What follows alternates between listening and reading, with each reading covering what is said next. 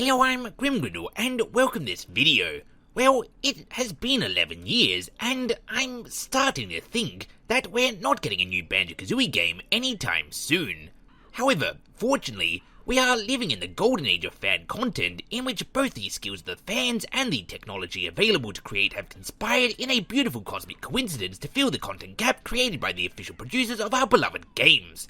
What I mean by this is, while there's no official new game out, at least we've still got mods, yo. And until this particular itch is scratched, or until I run out of mods to look at, I figure I might as well make looking at these mods a somewhat weekly occurrence. The one I was actually intending to look at this week actually turned out to be way longer than I expected, which is flipping awesome, and so that will have to wait until next week as I've not yet actually beaten it.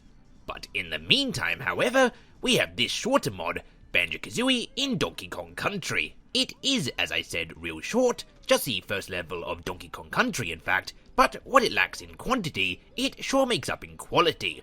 And as far as how close it is to actually being Donkey Kong Country, well, I can't really say as it's been 5 or so years since I played Donkey Kong Country on account of my SNES being benched ever since it nearly burned down the studio, so I can't really do a side-by-side comparison, but so far as I remember, it's pretty darn accurate. And speaking of side-by-side, as you can plainly see, this mod is not in fact a 3D platformer like Banjo-Kazooie is, but instead has embraced the 2D platformer style of Donkey Kong Country. And in relation to that, they, and by they I mean Mark Kirko, the same genius who gave us Banjo-Kazooie the Bear Waker, which I reviewed last week, has given us a mod that perfectly brings together two of Rare's most famous games, in a merging that looks and plays so well that it might as well be an official release.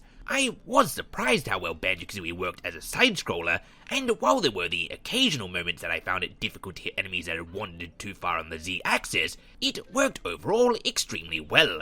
And, to be fair, I encountered similar problems with Crash Bandicoot and Super Lucky, so chances are that difficulty is on me sucking at playing 3D characters in a 2D setting and not on the mod itself. And also, further speaking of which, considering that a lot of modern 3D platformers such as Super Lucky's Tale, though I'm sure there are more examples, that's just the first one that jumped into my head, have both 2D and 3D elements these days, this mod feels like it was almost both a glance into the past, while simultaneously giving us a look into the future, as while we were playing as Banjo-Kazooie in a game that predates their own, I'm sure if we ever do finally get a fourth mainline Banjo-Kazooie game, fingers crossed, it will almost certainly have 2D platformer elements to go along with the 3D ones.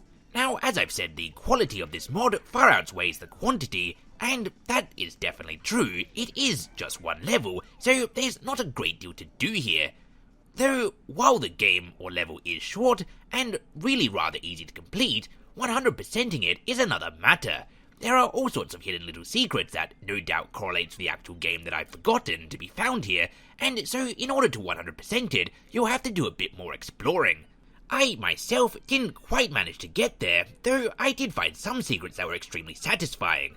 Mark Kirko does have a video on his own channel that seems to reveal where all hidden secrets are. I've not watched it though, as if I play this again, I'd rather still have them defined. And that's Banjo-Kazooie in Donkey Kong Country, another extremely tight and satisfying Banjo-Kazooie mod by Mark Kirko that helps scratch that Banjo-Kazooie itch that no ointment seems to be able to alleviate. If you would like to see a review of Bear Waker, there's a link to that in the description below, and if you want to check out Mark Kirko's channel, which I highly recommend, a link to that is there too. Also listed down there is my Twitter, and the Channel Grin Discord, the Echo Chamber. And so with all of that said and done, thanks for watching, and until next time, I have been and still am, Grim Grindle. Now if only a modder could get to putting Banjo-Kazooie in Clungo Saves to Weld. Now that would really be getting meta.